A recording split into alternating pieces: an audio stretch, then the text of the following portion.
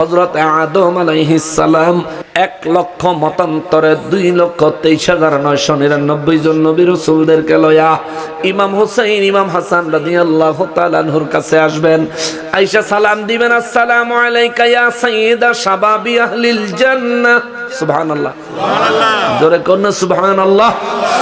আদম নবী সালাম দিবেন, সমস্ত নবীরা একসঙ্গে সালাম দিবেন, আসসালামু আলাইকা ইয়া সাইয়্যিদা শাবাবি আহলিল জান্নাহ। ও জান্নাতের যুবকদের সরদারেরা গো, আপনাদের খেদমতে আমাদের সালাম আপনারা কবুল করেন। ইমাম হাসান রাদিয়াল্লাহু তাআলা আনহু, ইমাম হুসাইন রাদিয়াল্লাহু তাআলা আনহু, দুইজনের একজনও সালামের জবাব দিবেন না। জিজ্ঞেস করবেন আপনাদের উপস্থিতি হাজিরির কারণ কি? আদম নবী বলবেন, এ আহলে বাইতে রাসূল, এ জান্নাতের যুবকদের সরদারেরা গো, আপনাদের কাছে জানতে চাই আপনারা এখানে দাঁড়িয়ে আছেন কেন? ইমাম হুসাইন রাদিয়াল্লাহু তাআলা আনহু বলবেন, কারণ আছে। আপনার হাতে এগুলো কি? বলবেন, এগুলো হলো কারবালার ময়দানে শহীদ হওয়া আমার পরিবারের জামা কাপড়। আদম নবী বলবেন, এখানে দাঁড়িয়ে আছেন কেন? বলবে, আমার নানা ইন্তেকালের দিন আমার আম্মারে ডাক দিয়া, আমার আম্মার কানের কাছে মুখ লাগায়া আমার নানায় বলে দিছিলেন, ফাতেমা গো, ও ফাতেমা, কান্দিস না রে মা, আমার ইন্তেকালের পরে মদিনা মুনাওয়ারায় নারীদের মধ্যে সর্বপ্রথম তুমি ইন্তেকাল করবা, তোমার সঙ্গে আমার সর্বপ্রথম কবর জগতে সাক্ষাৎ হবে। আমার আম্মায় মুস্কি হাসি দিয়া খুশি হইয়া আমার নানার চেহারা মোবারকের কাছ থেকে সরে গেলে আমার নানায় আমারে আর আমার ভাই হাসানের ইশারা দিয়া ডাক দিল। আমি আর আমার ভাই হাসান আমার নানার মাথা মোবারকের কাছে গেলে আমার নানা ইশারা দিলেন, আমরা আমার নানার মুখ মোবারকের কাছে কান নিয়ে গেলাম। আমার নানায় কইল, হুসাইন রে, আমার হাসানের মুয়াবিয়ার ছেলে ইয়াজিদ আমার হাসানের ষড়যন্ত্র করে বিষ পান করাইয়া আমার হাসানের শহীদ করে দিবে। হুসাইন, কারবালার জমিন তোমার শাহাদাতের জন্য অপেক্ষা করছে রে। শোনো, রোজ হাশরের ময়দানে যখন দুই ভাই দাঁড়াবি, শহীদদের জামা কাপড়গুলি লইয়া মিজানের কাছে দাঁড়ায়া থাকবি। আদম নবী কয়, আমার নবী হাদিসে মুবারক বর্ণনা করেছেন, আদম নবী বলবেন, হুসাইন, আপনাকে আপনাদের দুই ভাইকে মিজানের কাছেই কাপড় নিয়ে দাঁড়ায় থাকতে নবী কেন বললেন? ইমাম হুসাইন রাদিয়াল্লাহু তাআলা আনহু বলবেন, আমার নানায় বলছেন, আমার নানার উম্মতের নেকার গুনাহ যখন ওজন দিবে, আমার নানায় কইছে আমার নানারে ভালোবাসে এইরকম কোন উম্মত, আমার নানার কোন উম্মতের নেকার গুনাহ যখন ওজন দিবে রে, আমার নানায় বলছে নানার কোন উম্মতের নেকের পাল্লা যখন হালকা হয়ে যাবে, আমারে কইছে, হুসাইন, আমার উম্মতের নেকের পাল্লায় কারবালার শহীদদের রক্ত মাখা জামাগুলি তুইলা দিবি। ওরে দয়ালো নবী, প্রেমের ছবি আর আসবেন না জগৎ, আমার দয়ালো প্রেমের ছবি আর আসবেন না জগতে। নবী উম্মতের কান্ডারি, ওরে সত্যের দিশারি, শাফাত করিবেন নবী হাসরে। নবী উম্মতের কান্ডারি, ওরে 17 দিশারি শাফাত করিবেন নবী হাসরে, নবী হাসর দিনে উম্মত বিনে, নবী হাসর দিনে উম্মত বিনে, যাবেন না নবীজি বেহেশতে, আর আসবেন না জগতে আমার দয়াল নবী প্রেমে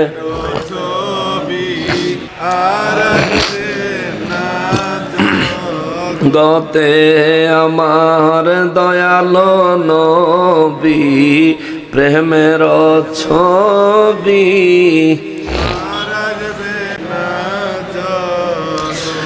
মুসলমানেরা রে, আমার প্যারা নবীর উম্মতেরা রে, আদম নবী ইমাম হুসাইন রাদিয়াল্লাহু তাআলা আনহুরে ডাক দিয়া বলবেন, কারবালার শহীদদের কাপড়গুলো আপনার নানার উম্মতের পাল্লায় দেওয়ার পরে যদি তাদের নেকের পাল্লা ওজনে ভারী না হয় তখন কি করবেন? ইমাম হুসেন রাদিয়াল্লাহু জর করে দুই চক্ষু মুবারকের পানি মুবারক ছেড়ে দিবেন হাসরের ময়দানে, সাইরা দিয়া বলবেন, আদম নবী গো, আমার নানা ইন্তেকালের দিন আমাদেরকে আরো বলে গেছেন গো, ও নবীর উম্মতের, আমার নানার উম্মতের নেকের পাল্লায় এই কারবালার রক্ত মাখা কাপড়গুলি তুলে দেওয়ার পরেও যদি আমার নানার উম্মতের নেকের পাল্লা ভারী না হয়, আমার নানায় বলছে, হাসান রে, হোসাইন রে, তোরা দুই ভাই আমার উম্মতের নেকের পাল্লার উপরে উঠা বসবি, প্রয়োজনে দুই ভাই উঠা বসবি, তবুও আমার একটাই উম্মত জাহান্নামে নিয়া যাইতে দিবি না। আল্লাহু আকবার। আদম নবী গো, নানার উম্মত বাঁচানোর জন্য মিজানের কাছে দাঁড়ায় আছি গো আদম নবী, আপনি বলেন আপনারা সবাই আমাদের কাছে আসার কারণ কি? আদম নবী বলবেন, আপনি তো অনেক গুরু দায়িত্ব পালন করছেন, তবুও শোনেন, আমরা এখানে আসছি কারণ হলো আমরা হাসরের ময়দানের করুণ পরিণতি দেখে আমাদের বড় কষ্ট হচ্ছিল, আল্লাহর কাছে গেছিলাম, আল্লাহ গো, ও আল্লাহ, আমরা তো আপনার নবী এবং রাসূল ছিলাম গো আল্লাহ, আমরা তো আপনার হুকুমের বাইরে কদম দেই নাই গো আল্লাহ, আজকে হাসরের ময়দানে এত মুসিবতের জায়গা, ও আল্লাহ, এই জায়গা থেকে আমাদেরকে কি একটু মুক্তি দেওয়া যায় না? আল্লাহ রাব্বুল ইজ্জত বললেন, হ্যাঁ মুক্তি দেওয়া যায়, কিন্তু কেমন মুক্তি চান বলেন? আমি সবার পক্ষ নিয়ে বললাম, আল্লাহ গো, আপনি সবার বিচার করেন, অসুবিধা নাই, কিন্তু আমরা তো নবী রাসূল, আমরা তো এক প্রকার ভিআইপি, আমরা তো আপনার নবী রাসূল, আল্লাহ আমাদেরকে কি একটু ভিআইপি সুবিধা দেওয়া যায় না? রব্বুল ইজ্জত জানতে চাইবেন কেমন সুবিধা চাও? আদম নবীরে আমার আল্লাহ জিজ্ঞেস করলে আদম নবী জবাব দিবেন, আল্লাহ আমাদেরকে জান্নাতে যাওয়ার অনুমতি দেন। সুবহানাল্লাহ। আল্লাহ বলবেন, কোথায় যাইবা? আল্লাহ জান্নাতে যাওয়ার অনুমতি দেন। অনুমতি পাইলে খুশি তো? জি আল্লাহ, ঠিক আছে, যাও, জান্নাতে চলে যাও। আদম নবী কইবে, আল্লাহ আমাদেরকে একটা অনুমোদন পত্র লিখে দেন না, নইলে তো আবার রেদওয়ান ফেরেশতায় জান্নাতে ঢুকার সময় যদি আমাদের কাছে চায় যে আপনি যে জান্নাতে যাইবেন, কিভাবে যাইবেন, আপনার কে পারমিশন দিল? আল্লাহ তখন কি বলবো? একটা অনুমতি পত্র দেন না। হাদিসে আমার নবী বর্ণনা করেন, আল্লাহ একটা কুদরতের কাগজে অনুমোদন পত্র লেখা আল্লাহ একেবারে সভাপতির জায়গায়, অর্থাৎ যিনি একেবারে মেইন প্রিন্সিপালের জায়গায়, আল্লাহ কুদরতের একটা সিগনেচার করে ওই কাগজটা আদম নবীর হাতে ধরায় দিবেন। সুবহানাল্লাহ। আদম নবী পাইয়া খুশি, খুশি হইলে আদম নবী দৌড়াইয়া জান্নাতের গেইটে যাবেন, লাগতো না, অসুবিধা। আর যারা দাঁড়িয়ে আছেন, আপনারা যদি বসতে চান, আমি অনুরোধ করব জুতাটা হাতে নিয়ে ভিতরের দিকে চলে আসেন, বা ওই বাম পাশে আমি দেখছি অনেকগুলো তেরপল আছে, যদি একটু কষ্ট করে বিছায় নেন, হ্যাঁ, একটু বসতে সুবিধা হবে। সবাই মহব্বতে দরুদ শরীফ পড়েন, আল্লাহুম্মা কাসেম সাহেব মাওলানা মুহাম্মদ ওয়া আলা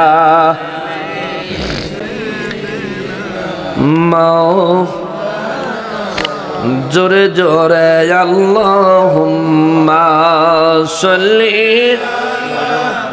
সাইয়্যিদিনা মাওলানা ওয়া আলা আলি সাইয়্যিদিনা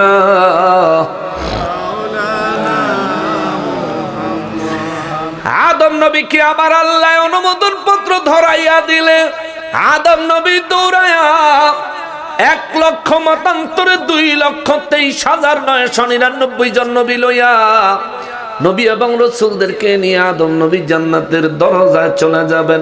জান্নাতের দরজায় সব নবী রাসূলদেরকে দেখে রিদওয়ান ফেরেশতা গেটের সামনে দাঁড়ায় বলবেন, এই মুহূর্তে আপনারা এই জায়গায় কি করেন? সুবহানাল্লাহ। আদম নবী বলবেন, তুমি আমারে চিনছনি? চিনচিত। আপনি আদম নবী, সবাইরে চিনুনি? রিদওয়ান ফেরেশতা বলে, আমি এক এক করে সবাইকে চিনি।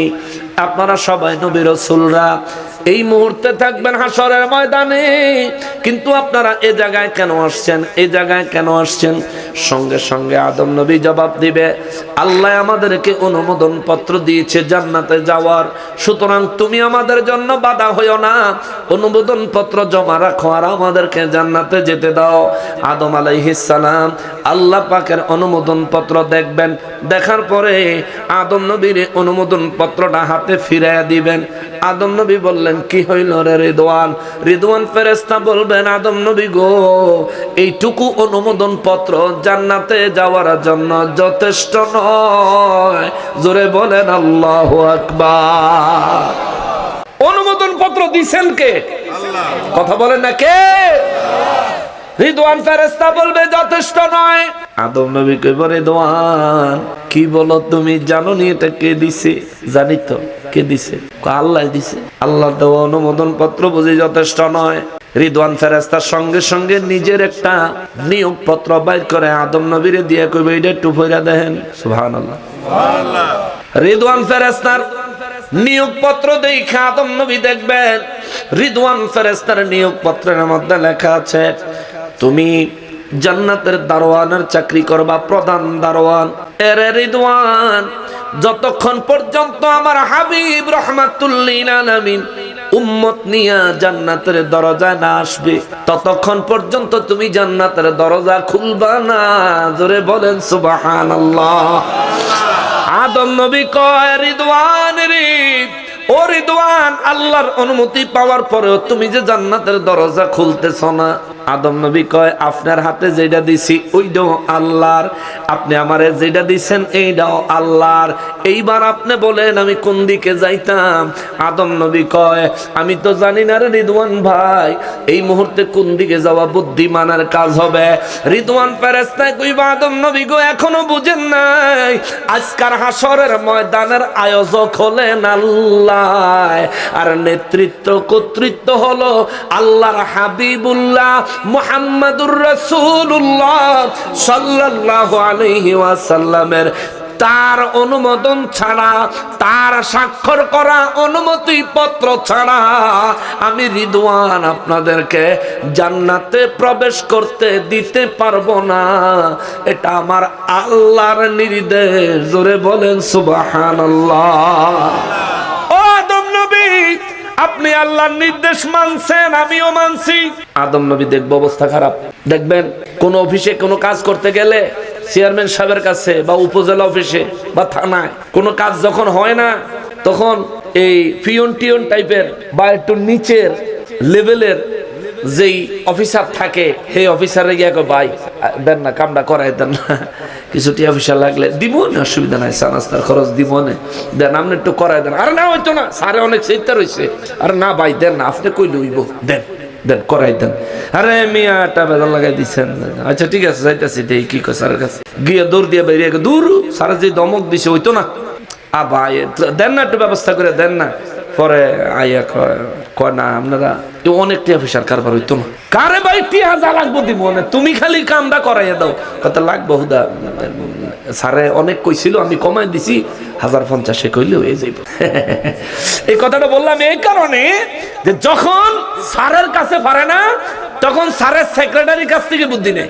যেমন অনেকে মাহফিলের জন্য আমার ফোন করলে ডেট তো নাই, তো যদি আমার সেক্রেটারি আমার খাদেম সাহেব যদি ফোন টোন ধরে, তো খাদেম সাহেবের আবার কয় যে আপনি একটা বাউ করে দেন, হুজুরে কইয়া টুইয়া বাউ করে দেন, আপনার লেগে একটা হাদিয়া দিয়ে রাখ মনে। অন্তে খাদেমরা এটা কইলে খাদেমরা ডেট ডেট ঘুরে থুয়ে দেয়, হের লেগে হনার খাদেমরা মোবাইল দিই না। আমার দামি ধরি, এটা ইজ্জতের ব্যাপার না, ওয়াদার ব্যাপার না। আদম নবী রিদওয়ান ফেরেশতারে কইবো, ভাই তোমার কাছে আল্লাহর যে নির্দেশনা আছে ঠিক আছে, আমার কাছে আল্লাহর যে নির্দেশনা আছে তাও ঠিক আছে, এবার বলো তুমি আমার একটু বুদ্ধি দাও, কোন পথ অবলম্বন করলে জান্নাতে যাইতে পারবো? ডান পাশে আল্লাহ সিগনেচার আছে, বাম পাশে খালি রহমাতুল লিল আলামিনের স্বাক্ষর নিয়ে আসেন, জান্নাতে ঢুকতে দিমু। আদম নবী কইব, রহমাতুল লিল আলামিনের এই মুহূর্তে কই পাওয়া যাবে রে ভাই যে দোয়ান? কই আপনি বুঝি জানেন না? ওরে ভাই মাথা ঠিক নাই, কস না রে ভাই, কোন জায়গায় গেলে রহমাতুল লিল আলামিনে পাওয়া যাবে? সঙ্গে সঙ্গে রিদওয়ান ফেরেশতা বলবে, নির্দিষ্ট ঠিকানা আমি বলতে পারবো না, তবে 3টা ঘাটির কথা কই, 3টা জায়গায় তালাশ করেন গিয়া। 1 নম্বরে মিজানের কাছে যান, আল্লাহু আকবার, মিজানের কাছে যান, সেইখানে যা দেখবেন রহমাতুল লিল আলামিন কি যদি পান, ওইখানে যা দেখবেন ওনার উম্মতের নেকার গুনাহ যখন ওজন দেয়, উনি কারোর জন্য পকেট থেকে কাগজের টুকরা বাইর করে নেকের পাল্লায় দেয়, কারো মিজানের পাল্লার নিচে আঙ্গুল মোবারক লাগায়া নেকের পাল্লার ওজন বাড়ায়া দেয়। সুবহানাল্লাহ। ওইখানে যান, যদি মিজানের কাছে না পাই, রিদওয়ান ফেরেশতা বলে তাইলে পুলসেরাতের কাছে যাবে। ওরে পুলসেরাতের পারে যিনি দাঁড়িয়ে থাকবেন, দরুদ সালাম পড়া উম্মতেরে পার করিবেন। ওরে উম্মতেরি পাগল নবী, উম্মতেরি পাগল নবী, মনে রাখিও, মন যদি দিতে হয় নবীকেই দিও। আল্লাহুম্মা সাল্লি আলা সাইয়্যিদিনা মুহাম্মদ ওয়া আলা আলিহি মাওলানা মুহাম্মদ। আল্লাহুম্মা সাইয়্যিদিনা মাওলানা মুহাম্মদ ওয়া আলা আলিহি সাইয়্যিদিনা মাওলানা। আদম নবীকে রিদওয়ান ফেরেশতা বলবেন, পুলসেরাতের কাছে যায় দাঁড়ায়া দেখবেন রহমাতুল লিল আলামিন সেখানে তার উম্মতদেরকে হাতে ধরে ধরে পুলসেরাত পার করতেছে। আদম নবী কয় ওখানে যদি না পাই কই যাব? রিদওয়ান ফেরেশতা বলবেন ওখানে যদি না পান তাইলে হাউজে কাউসারের কিনারায় যাবেন, ওখানে যায় দেখবেন তিনি তার পিপাসার্ত উম্মতের খোদ নিজের হাতে কাউসারের শরবত দান করতেছেন। সুবহানাল্লাহ। আদম নবী বলেন, হুসাইন আমি এইমাত্র রিদওয়ান ফেরেশতার কাছ থেকে আসলাম, এই যে দেখেন আল্লাহ আমাদেরকে জান্নাতে ঢোকার পারমিশন দিছে, আপনার নানারে পাইলে একটা স্বাক্ষর লাগে, তাইলে আমরা জান্নাতে যাইতে পারি। আমরা নবী রাসূল হইয়া আজকে হাশরের ময়দানে বড় কষ্টে আছি। সমস্ত নবী রাসূলদেরকে ইমাম হাসান এবং হোসেন রাদিয়াল্লাহু তাআলা আনহুমা বলবেন, আপনারা যদি আমার নানাকে খুঁজে পেতে চান এই মুহূর্তে আমার নানাকে পাওয়া যাবে আরশ আজিমের ছায়ায়। আমার নানা সেখানে উম্মতের জন্য কাঁদতেছেন, যায় দেখেন আদম নবী সহ সমস্ত নবী রাসূলরা আমার নবীর খেদমতে নবীকে খুঁজতে খুঁজতে আরশ আজিমের ছায়ায় যাবেন। ওইখানে যায় দেখবেন আমার নবী রহমাতুল লিল আলামিন, আমার দয়াল নবীজি আরশ আজিমের ছায়ার নিচে সিজদা মোবারক লাগায়া আমার নবী কাঁদতেছেন, রব্বি হাবলি উম্মতি, রব্বি সাল্লিম উম্মতি, ইয়া উম্মতি, ইয়া উম্মতি, রব্বি হাবলি উম্মতি।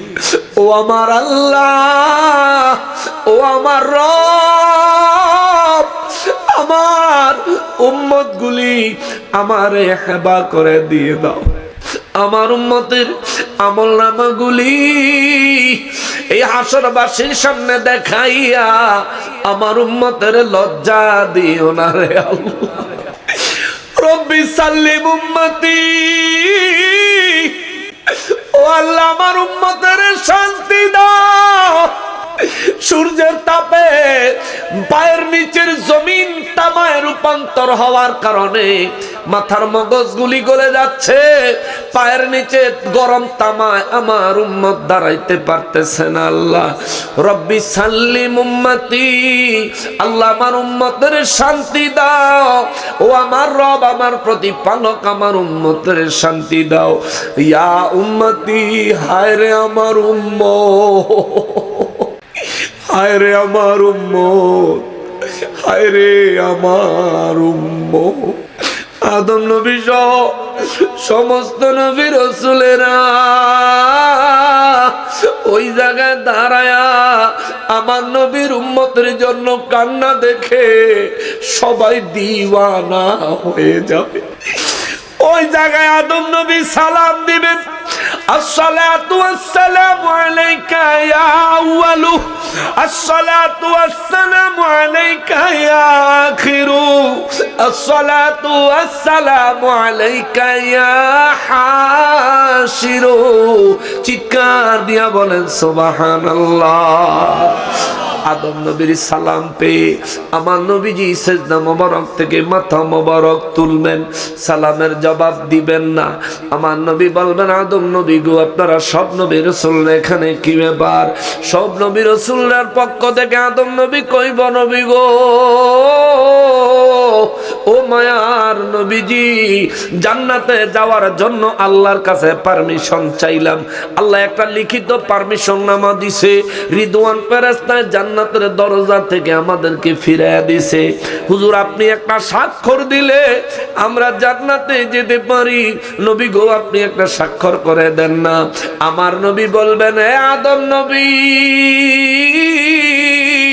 সবার জন্য আমি নবীর ফাইনাল ঘোষণা, যতক্ষণ পর্যন্ত আমার একজন উম্মত এই হাসরের ময়দানে অথবা জাহান্নামের ভিতরে যতক্ষণ পর্যন্ত আমার একজন উম্মত অবশিষ্ট থাকবে, আমি নবী ততক্ষণ পর্যন্ত নিজেও জান্নাতে যাব না, কাউকেও জান্নাতে যাওয়ার অনুমতি দিব না। জাহান্নামের ভিতরে আমার কোন উম্মত যদি পইরা থাকে, হাসরের ময়দানে আমার কোন উম্মত যদি আটকায়া থাকে, আমি নবীও জান্নাতে যাব না। আমার পক্ষ থেকে কাহারো জন্য জান্নাতের কোনো অনুমোদন আমি নবী দিব না। সুতরাং অপেক্ষা করেন, অপেক্ষা করেন, অপেক্ষা করেন। চিৎকার দিয়া বলেন সুবহানাল্লাহ। যে নবী উম্মতের মায়া দান দান মোবারক শহীদ হলো উহুদের ময়দানে, আমার যে নবী এর জন্য আল্লাহর কাছে বিচার চায় নাই, আমার নবী বলেছেন, আল্লাহ আমার এই দান দান মোবারকের শাহাদাতের বদৌলতে আমার উম্মতের নাজাত দিও। সুবহানাল্লাহ। ইমাম হুসাইন রাদিয়াল্লাহু যখন শাহাদাত বরণ করেন, আমার নবী রাহমাতুল লিল আলামিনকে ইমাম হুসাইন রাদিয়াল্লাহু তাআলা আনহু তখন দেখতে পেলেন। আল্লাহু আকবার। নবী আমার, নবী আমার দুই চোখের পানি ছেড়ে ছেড়ে হাত উঠাইয়া দোয়া করেন, আল্লাহুম্মা আতিল হুসাইনা সাবরা ওয়া আজরা। আল্লাহ গো, ও আমার আল্লাহ, আমার হুসাইনের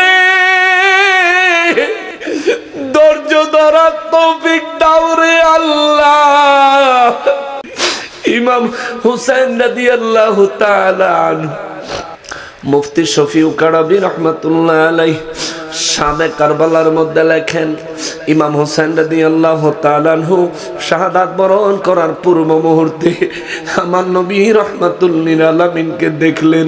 ইমাম হুসাইন রাদিয়াল্লাহু তাআলা আনহু যখন ঘোড়ার উপর থেকে জমিনে লুটাইয়া পড়লেন, আমার নবীজি ইমাম হুসাইন রাদিয়াল্লাহু তাআলা নূরে জড়ায়া দইরা ইমাম হুসাইন রাদিয়াল্লাহু ঘোড়ার উপর থেকে যখন পড়ে গড়াগড়ি খাইলেন, আমার নবী তারা জড়ায়া দইরা গড়াগড়ি খাইলেন। এইদিকে মদিনা মুনাওয়ারায় উম্মে সালমা স্বপ্নে দেখে রে আমার নবী রক্ত মুবারক মাখা অবস্থায় আমার নবীজির সারা শরীরে মাটি লেগে আছে। দাইকা কই নবী গো, ও নবী, আপনার শরীর মোবারকে এত মাটি এত রক্ত কেন গো? স্বপ্নে আমার নবী জবাব দেয়, এই মাত্র আমার কলিজার টুকরা হুসাইন কারবালায় শহীদ হইয়া গেছে। উম্মে সালমা গো দেখো, তোমার যে মাটিগুলো আমি দিয়েছিলাম ওই মাটিগুলো দেখো রক্তে রঞ্জিত হয়ে গেছে। তিনি বলেন, আমি ঘুম থেকে জায়গা মনে হইল যেন বাস্তবে নূর নবী রাহমাতুল লিল আলামিন আমার সঙ্গে কথা বললেন। আমি দৌড়ে গেলাম, ওই শিশিতে রাখা মাটির দিকে তাকায় দেখি মাটিগুলো রক্তে লাল লাল লাল লাল হয়ে গেছে। মুসলমানের ওই নবী নিজের কলিজার টুকরাদেরকে শহীদ করলেন, প্রতিশোধ আল্লাহ দরবারে চাইলেন না। আমার নবী শুধু দোয়া করলেন, আল্লাহ আমার কলিজার টুকরাদের শাহাদাতের বদৌলতে আমার উম্মতের নাজাত দিও। সুবহানাল্লাহ। অথচ আজ আমরা ওই নবীর উম্মত, ওই নবীর উম্মত হইয়া যে নবী অসুস্থ অবস্থায় দুইজন সাহাবীর কাঁধে যে নবী ভর করে করে মসজিদে নববী শরীফের নামাজের জামাতে শরীক হয়েছেন, ওই নবীর উম্মত আমরা। মসজিদে ফজরের নামাজে আমাদেরকে পাওয়া যায় না, জোহর আসর মাগরিব এশার নামাজে আমাদেরকে পাওয়া যায় না, অনেকের শুক্রবারে পাওয়া যায়, আবার অনেকের তাও পাওয়া যায় না, অনেকের একেবারে ঈদের নামাজের সময় পাওয়া যায়। এরে মুসলমান রে, ওরে মুসলমান, এই জায়গায় যারা উপস্থিত আছো রে, এই জায়গায় যারা উপস্থিত নাই রে, পর্দার আড়াল থেকে যে সমস্ত মা বোনেরা শুনছে, এই পৃথিবীর প্রত্যেকটা প্রাণীকেই আমার আল্লাহ বলেছেন কুল্লু নাফসিন যায়িকাতুল মাউত। আমি আল্লাহ প্রত্যেকটা নফস, প্রত্যেকটা আত্মাকে মৃত্যুর স্বাদ গ্রহণ করাবো। আল্লাহ কয় প্রত্যেকটা নফস, প্রত্যেকটা আত্মাকে মৃত্যুর স্বাদ গ্রহণ করাবো। ওয়া ইন্নামা তুওয়াফাউনা উজুরাকুম ইয়াউমাল কিয়ামা, এবং প্রত্যেকটা নফস, প্রত্যেকটা প্রাণকে, প্রত্যেকটা আত্মাকে আমি রব্বুল আলামিন কিয়ামতের দিনে তার কর্ম অনুযায়ী তার পুরস্কার দান করব। জোরে বলেন আল্লাহু আকবার। আপনি যেমন কাজ করেছেন ঠিক তেমন পুরস্কার পাবেন, আপনি যেমন কাজ করেছেন ঠিক তেমন পুরস্কার পাবেন। আরো একবার বলি রে বাবা, আপনি যেমন কাজ করেছেন ঠিক তেমন পুরস্কার পাবেন। আজকের এই মাহফিলে এই এলাকার অনেক মানুষ আসে নাই, তাদের বিরুদ্ধে কি মামলা হবে? বলেন মামলা হবে? বাড়িতে তাদের উপর কি কেউ হামলা করবে? না না না।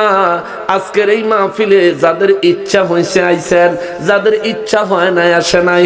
আবার যারা আইছেন আপনাদের মধ্য থেকে যার ইচ্ছা এক্ষুনি উঠে চলে যাইতে পারবেন, কিন্তু রোজ হাসরের ময়দান, রোজ হাসরের ময়দান যেদিন আপনার সারা জীবনের প্রত্যেকটা কাজের জন্য এক এক করে হিসাব দেওয়া লাগবে, যেদিন আপনার জীবনের প্রত্যেকটা মুহূর্তের হিসাব দেওয়া লাগবে, ও যে ময়দান থেকে পালানোর কোনো সুযোগ নাই, যেখানে উপস্থিত না হওয়ার কোনো সুযোগ নাই রে।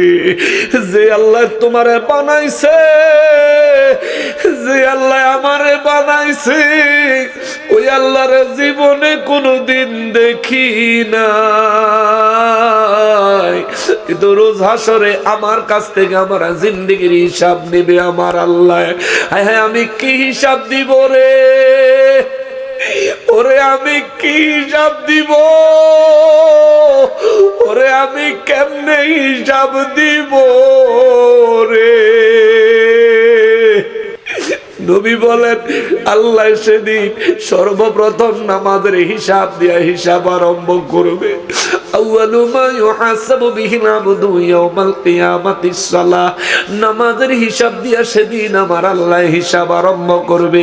ওরে কারবালার জমিনে ইমাম হুসাইন রাদিয়াল্লাহু তাআলা আনহুর মাথা মোবারক কেটে ফেলবে, কাফেররা তৈরি হয়ে গেছে। সেই জায়গায়